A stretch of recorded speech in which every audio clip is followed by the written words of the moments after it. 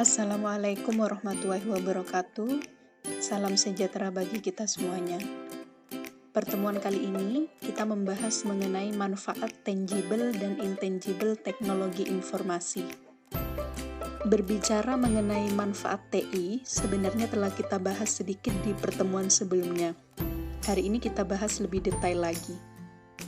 Apakah teknologi informasi mendatangkan nilai tambah atau manfaat bagi bisnis atau perusahaan? Nah, ini adalah pertanyaan yang lazim orang-orang kemukakan ketika akan menerapkan atau mengembangkan teknologi informasi atau sistem informasi bagi suatu kegiatan bisnis. Untuk menilai kelayakan sebuah investasi TI, Anda bisa melakukannya dengan menilai atau memperkirakan manfaat apa yang akan diperoleh oleh perusahaan nantinya. Namun, kebanyakan manfaat dari teknologi informasi tidak dapat terlihat dengan jelas atau bersifat intangible, sehingga perusahaan sulit dalam mengkalkulasikan manfaat tersebut ke dalam satuan angka finansial. Jadi dengan kata lain, banyak manfaat TI yang tidak mempengaruhi langsung profitabilitas perusahaan. Nah, berikut ini perbedaan antara manfaat intangible dan tangible teknologi informasi. Tangible diartikan sebagai sesuatu yang dapat didefinisikan secara jelas, nyata, dan tidak abstrak. Kebalikannya, intangible adalah sesuatu yang tidak bisa terlihat secara kasat mata. Kemudian, manfaat tangible biasanya berpengaruh langsung terhadap profitabilitas perusahaan, sedangkan manfaat intangible adalah manfaat positif yang tidak berkorelasi langsung dengan profitabilitas perusahaan. Kedua manfaat tersebut ada yang dapat diukur dan ada juga yang tidak dapat diukur atau sulit untuk diukur. Sebagian besar manajemen hanya memperhatikan manfaat tangible saja, padahal manfaat intangible teknologi informasi juga berperan penting terhadap kesuksesan perusahaan. Kemudian, kita lihat gambar berikut ini. Menurut Remini, 1995, manfaat TI dapat dikategorikan menjadi 4 jenis, yang dibagi menjadi 2 kriteria, yaitu tangible di sumbu Y dan measurable dapat terukur di sumbu X. Tangible di sumbu Y dibagi lagi menjadi high tangible dan low tangible. High tangible kita sebut dengan tangible dan low tangible kita sebut sebagai intangible.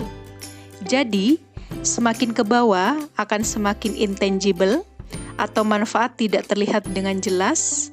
Sebaliknya, makin ke atas maka manfaat TI semakin terlihat jelas. Sedangkan measurable dibagi menjadi 2, yaitu high measurable dan low measurable.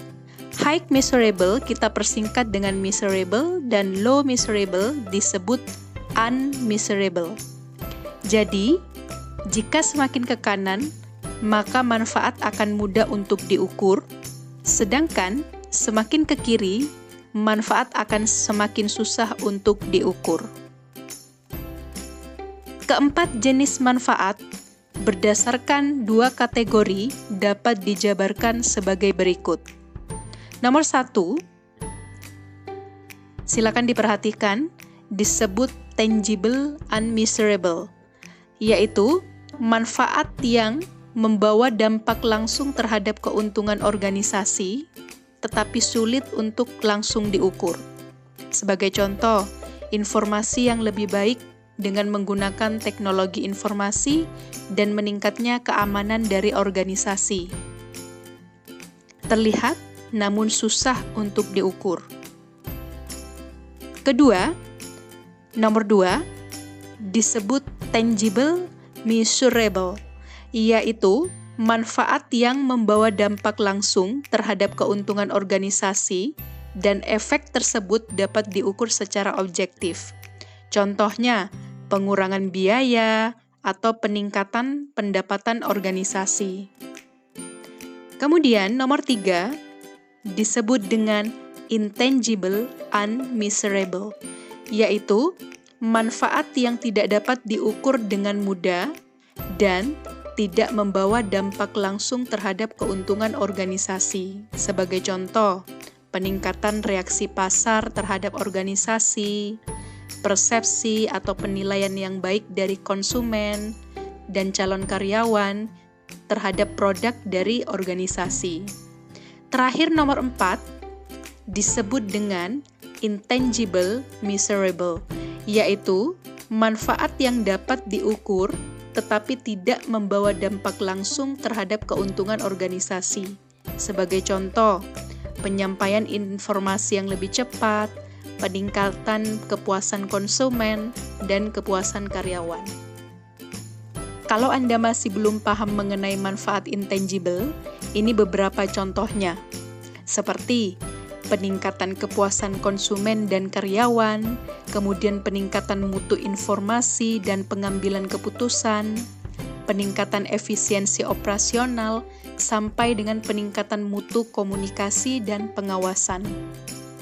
Kemudian, sekarang pertanyaannya, bagaimana cara mengukur manfaat tangible dan intangible? Oke, kita mulai dari mengukur manfaat tangible terlebih dahulu. Masih ingat dengan 4 jenis manfaat TI berikut ini? Bagaimana cara mengukur manfaat tersebut? Manfaat dari cost displacement, manfaat dari cost avoidance, kemudian decision analysis, dan impact analysis. Kita mulai dari yang pertama, yaitu mengukur manfaat tangible dari cost displacement. Contohnya, beralihnya penggunaan paper base ke computer base.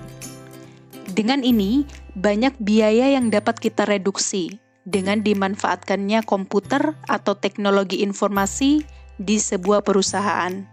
Misalkan, dengan menggunakan komputer, maka kerja karyawan jadi lebih cepat, kemudian tidak overtime, sehingga biaya lembur berkurang. Kemudian, sudah tidak butuh lagi yang namanya pegawai honorer.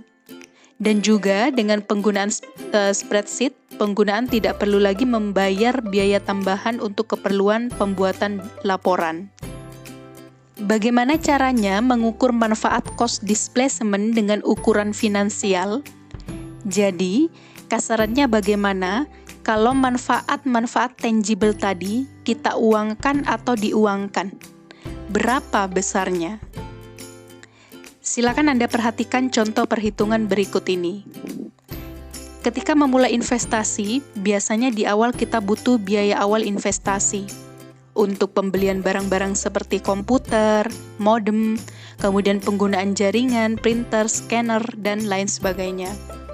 Kemudian ada biaya berjalan bulanan seperti biaya karyawan, gaji karyawan, biaya pemeliharaan, biaya pengembangan aplikasi, dan lain sebagainya. Kemudian, dengan adanya teknologi informasi, perusahaan dapat mereduksi biaya untuk hal gaji pegawai, proses kontrol, maupun biaya administrasi. Ada juga biaya sewa tempat, dan juga biaya reduksi lainnya. Jadi dengan kata lain, perusahaan mendapatkan pemasukan dari reduksi biaya tersebut. Total Rp57. Untuk menghitung keuntungan, tinggal pemasukan tadi dikurangi biaya bulanannya.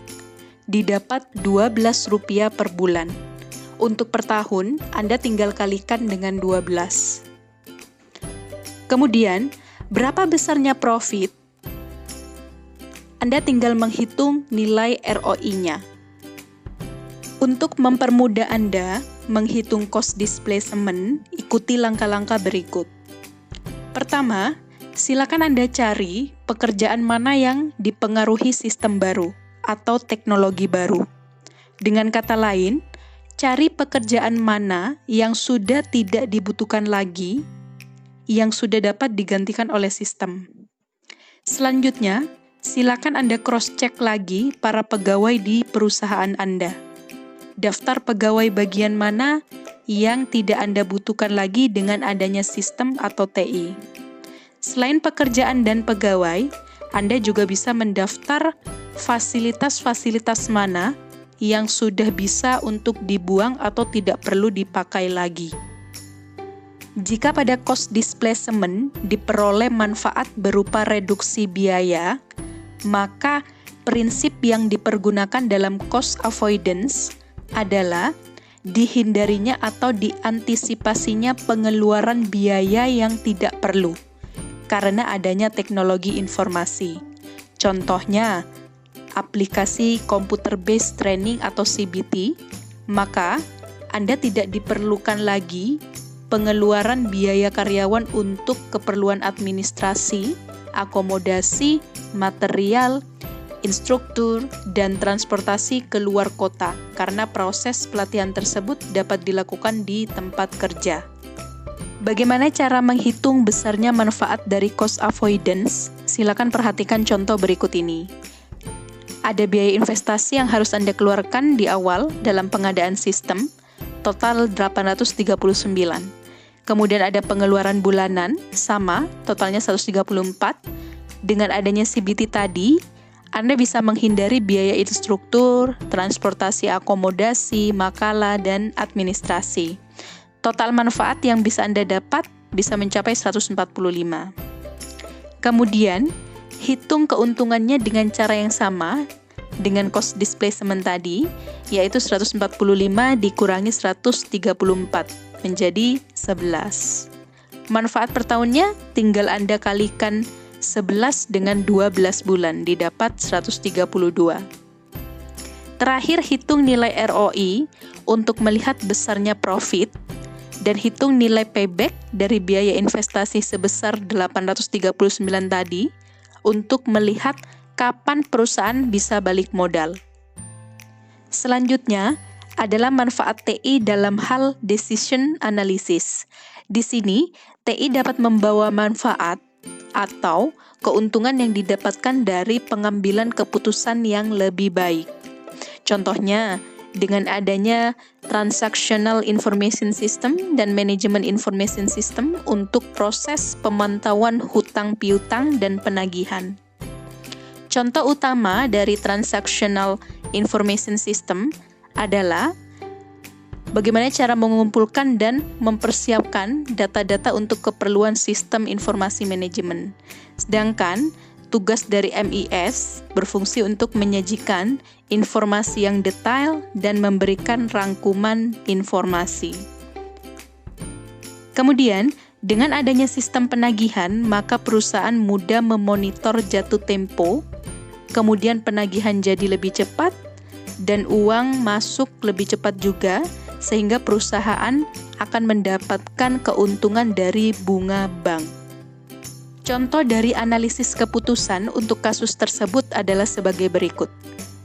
Untuk membuat TIS dan MIS, sama, Anda juga butuh biaya investasi di awal, kemudian juga ada biaya bulanan yang harus Anda keluarkan, dan dengan adanya sistem tersebut, perusahaan bisa mendapatkan manfaat dalam hal pembayaran piutang yang lebih cepat.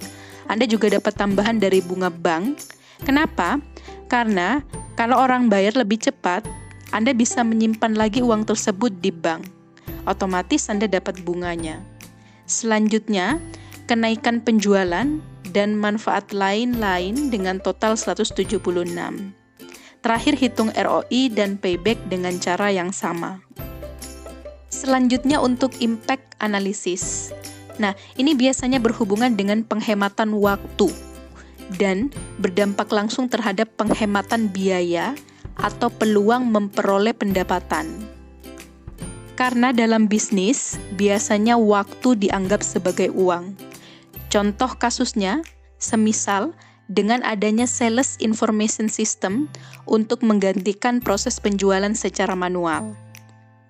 Pertanyaannya sekarang, berapa besar manfaat yang didapatkan kalau itu difinansialkan? Anda bisa hitung dengan analisa berikut ini. Ada biaya investasi untuk 5 buah sistem, katakanlah dengan total Rp128.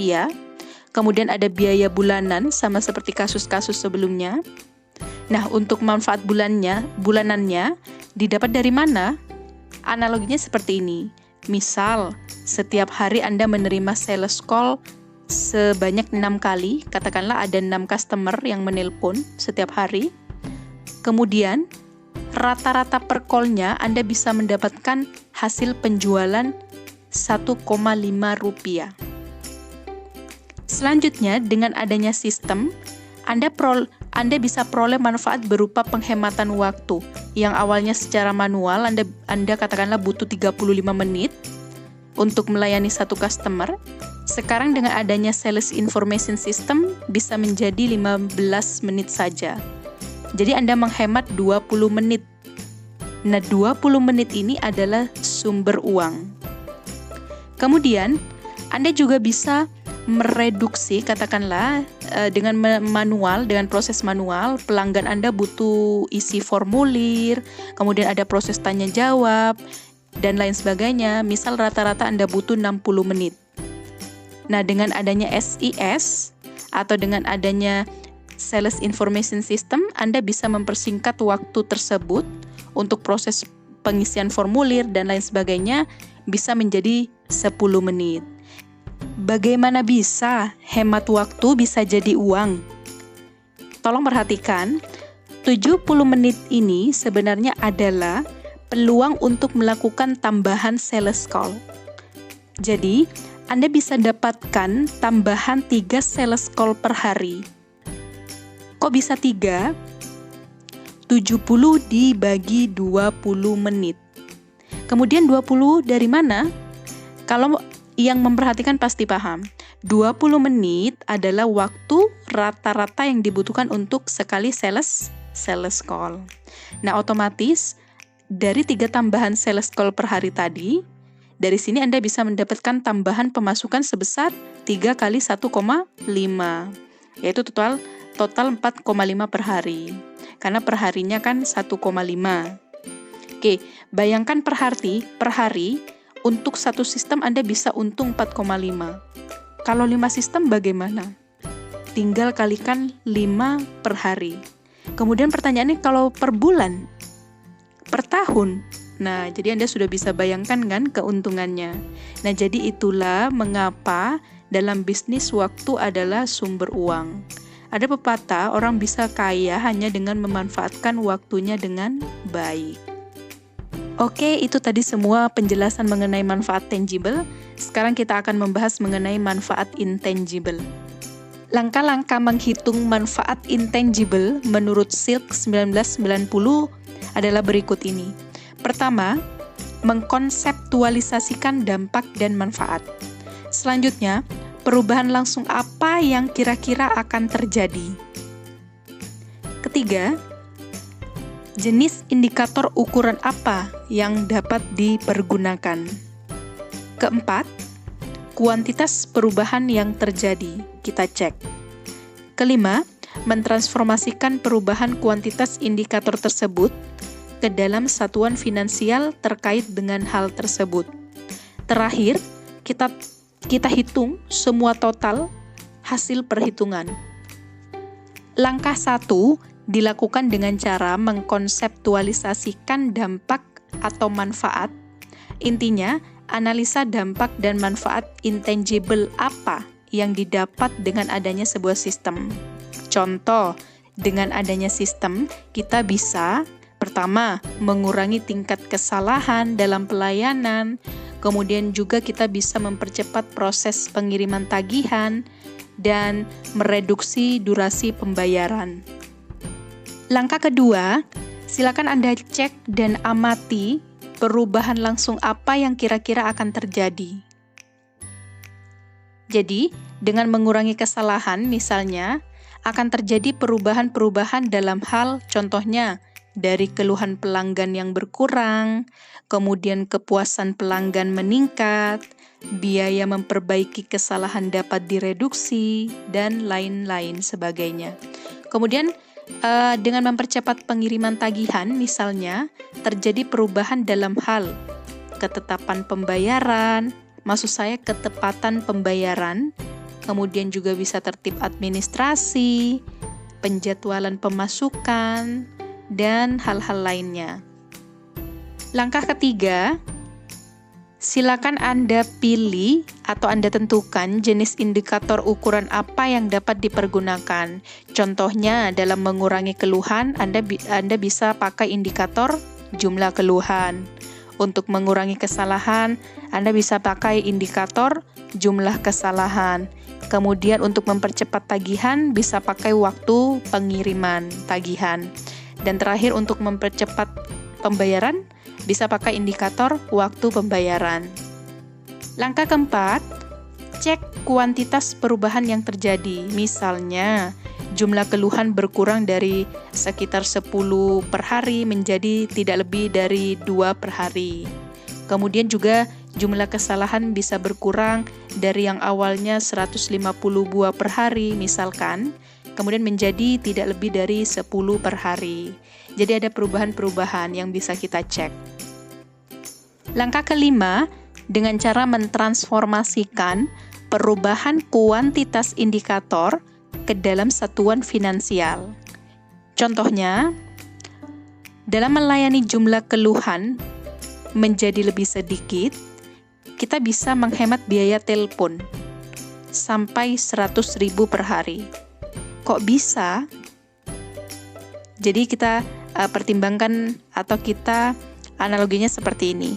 Misalkan, untuk melayani sebuah keluhan membutuhkan seorang customer service yang menggunakan telepon selama kurang lebih dari 30 menit.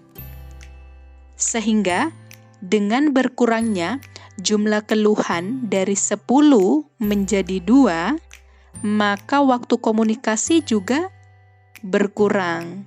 Maka waktu komunikasi yang dihemat adalah kurang lebih 4 jam. Bu, kok bisa 4 jam? 4 jam dari mana?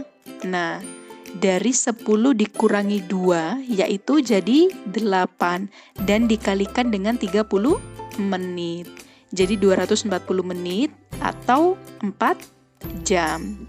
Jika 1 jam, perusahaan harus membayar katakanlah 25.000 untuk telepon interlokal, maka dalam sehari yang bersangkutan telah menghemat biaya sebesar 25.000 kalikan 4, jadi 100.000. Nah, itulah kenapa tadi menghemat biaya telepon bisa 100.000 per hari. Paham? Kalau belum paham, silakan ulangi part ini. Dengarkan berulang-ulang sampai Anda paham. Oke, kita lanjutkan. Kemudian, waktu pembayaran yang tadinya biasa dilakukan dalam 6 minggu bisa menjadi 1 minggu. Berarti perusahaan akan memperoleh uang 1 bulan lebih cepat. Karena pembayaran tadi dilakukan dalam 6 minggu bisa jadi 1 minggu. Nah, jika perusahaan memiliki 1.000 orang pelanggan dan nilai transaksi per masing-masing pelanggan sebesar 1 juta, maka perusahaan tersebut berhasil mendapatkan uang sebesar 1 miliar lebih cepat. Nah, jika bunga bank dalam setahun sebesar 12%, maka sama saja perusahaan berhasil mendapatkan bunga yang selama ini hilang atau karena keterlambatan pembayaran, yaitu sebesar 10 juta per bulannya. Terakhir dengan menghitung total semuanya, kemudian hitung juga nilai ROI, payback, dan cost benefit analisis lainnya. Dari semua yang kita pelajari tadi, kesimpulannya, jadi sebenarnya Anda bisa menghitung nilai finansial dari manfaat tangible dan intangible teknologi informasi. Oke, materi selesai dan terima kasih. Kemudian sampai jumpa di pertemuan berikutnya. Selamat siang. Wassalamualaikum warahmatullahi wabarakatuh.